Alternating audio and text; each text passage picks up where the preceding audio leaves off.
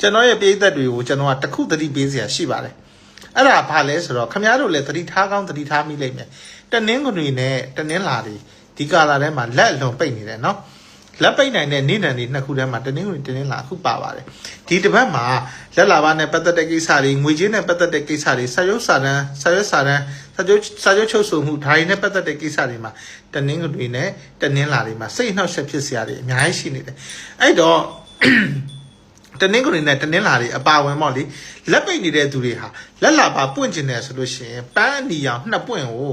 အိမ်ဖျားမှာကတ်လူဒါမှမဟုတ်ဖျားတဆူဆူဇေဒီတဆူဆူမှာတွတ်လှူလိုက်ရင်လက်ချက်ချင်းပြန်ပွင့်มาလိုက်မယ်ဒီအခုအေဘီလာရဲ့အစပိုင်းမှာလက်ပိတ်နေတဲ့သူတွေဟာတော်တော်ဆူဆူရွားကိုလက်ပိတ်နေတာတွေ့ရပါတယ်အဲ့ဒီထဲကနေမှတနင်္ဂနွေနဲ့တနင်္လာအဆိုးဆုံးမှာ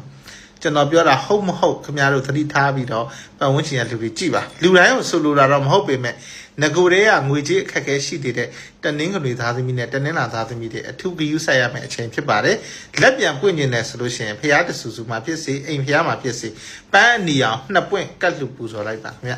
ကျွန်တော်ပြည်သက်တွေအားလုံးကိုစိတ်နှပြရှင်လန်းချမ်းမြေ့ကြပါစေ